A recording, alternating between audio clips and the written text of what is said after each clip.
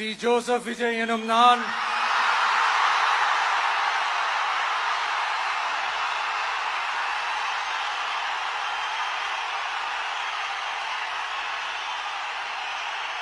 சட்டப்படி அமைக்கப்பெற்ற இந்திய அரசியல் அமைப்பின்பால் உண்மையான நம்பிக்கையும் மாறா பற்றும் கொண்டிருப்பேன் என்றும்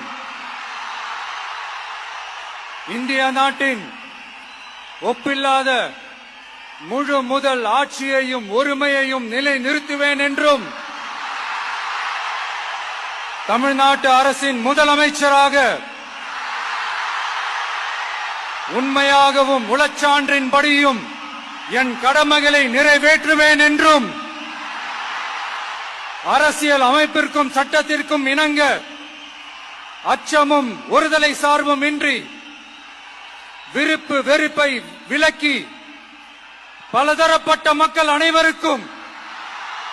நேர்மையானதை செய்வேன் என்றும்